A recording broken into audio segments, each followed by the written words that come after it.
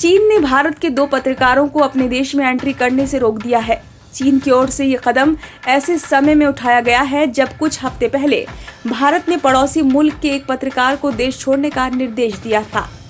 लोगों ने कहा कि बीजिंग में सरकारी प्रसार भारती के प्रतिनिधि अंशुमन मिश्रा और द हिंदू के संवाददाता अनंत कृष्णन को चीनी अधिकारियों ने सूचित किया कि उन्हें चीन वापस नहीं जाना चाहिए क्योंकि उनके वीजा फ्रीज कर दिए गए हैं। मिश्रा और कृष्णन दोनों हाल ही में निजी कारणों से भारत आए थे। चीन की ओर से भारत के जिन 2 पत्रकारों को रोका है उसमें एक अंशुमन मिश्रा और दूसरे अनंत कृष्णन हैं। ये दोनों पत्रकार अलग अलग संस्थानों के हैं। फिलहाल इस मुद्दे को लेकर भारत सरकार की ओर से कोई बयान सामने नहीं आया है। भारत के इन दोनों पत्रकारों की ओर से चीनी अधिकारियों को सूचना दी गई है कि वो वापस नहीं आ सकते हैं क्योंकि उनका वीजा फ्रीज कर दिया गया है। ये दोनों पत्रकार हाल ही में निजी कारणों से भारत आए थे। अब इन्हें चीन लौटना था, लेकिन उससे पहले ही चीन ने नई चाल चल दी। कथित तौर पर इस मामले पर अब बीजिंग में भारतीय दूतावास और चीनी MFA के बीच चर्चा हो रही है। भारत ने भी चीन के पत्रकारों पर लगाई लगाम।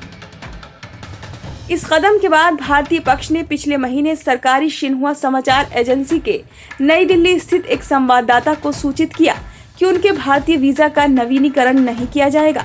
सूत्रों ने कहा कि सिन्हुआ संवाददाता को 31 मार्च तक चीन लौटने के लिए कहा गया था। वहीं बीजिंग में शेष बचे 2 भारतीय पत्रकारों को प्रेस ट्रस्ट ऑफ इंडिया के KJM वर्मा और हिंदुस्तान टाइम्स के सुतीर्थो पेट्रोनोबिस को चीन के विदेश मंत्रालय के अधिकारियों ने मंगलवार को बताया कि वे अभी रुक सकते हैं। बता दें कि कुछ साल पहले बीजिंग में 6 भारतीय पत्रकार काम करते थे, लेकिन बाद में ये संख्या घटकर 4 रह गई।